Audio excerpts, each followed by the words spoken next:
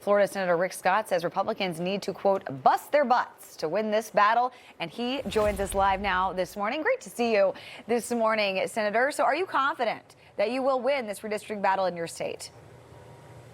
Oh, absolutely. And by the way, we have great candidates. We're raising money. They're campaigning hard. So we're going to win. I mean, I won the state when there were 568,000 more Democrats registered than Republicans. And so we have great candidates. Now we have way more Republicans registered. And so we're going to have a great November. So speaking of November, I do want to move out of the results from the Lone Star State. I know you've worked with incumbent Senator John Cornyn for years in the Senate. He took a big loss last night against Trump-backed Republican Attorney General Ken Paxton. Now, some Republicans fear that could put Democrat candidate James Tallarico within striking distance. I don't know. What do you think about this one? Not a chance. First off, John Cornyn's a good friend, and I've known him for a long time. I've worked with him. He worked hard. Ken Paxton's a great candidate. He's a great fighter. Texans are smart. I mean, they're not going to vote for the stuff that the Democrats believe in. They don't want open borders. Texans don't want criminals left in our country that shouldn't be here. They don't want men playing in women's sports. They don't want gender surgery for minors. I mean, so the Democrats are their ideas are crazy. And so Texans are smart. My wife grew up in Dallas. I lived there for a few years. This is a state that actually believes in the Constitution and it believes in the opportunity of this country.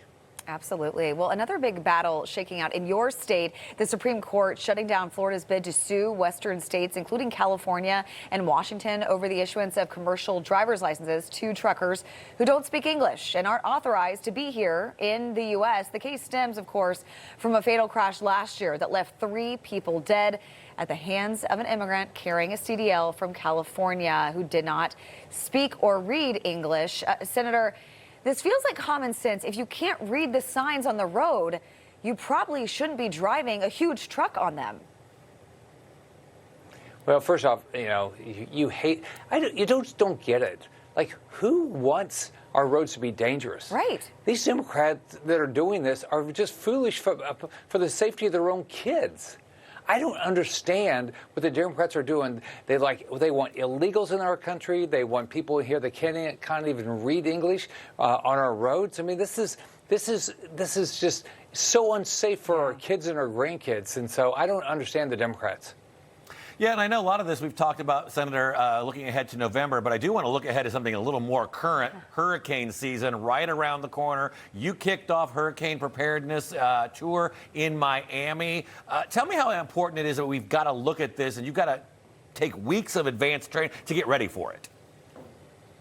Well, hurricane season starts June 1. As you know, 4 years ago, we had a devastating hurricane in our state that killed over 150 people. So the reason that happened is people didn't evacuate. So we have plenty of notice on hurricanes. You've got to evacuate. So every year, what I've done since when I was governor, I've done trips around the state to try to get people ready. Today, I'll be in Destin and Tampa doing it. Tomorrow, I'll be in Jacksonville in the Orlando area doing it. Just trying to, just raise awareness, get everybody focused on, get ready. You can go to ready.gov to get a plan, but have a plan. And when you see there's a hurricane coming, get the hell out of Dodge. Yeah. Don't take a chance. You can always rebuild that house, but you can't rebuild your life. Yeah, having lived in Florida for a little bit, too many people only take it seriously if it's a Cat 3 or higher, and that's not the way to go. That's not the way to go. All right, Senator Rick Scott, thank you so much for joining us this morning. Information. Truth is freedom. Is Newsmax. It's real news for real people.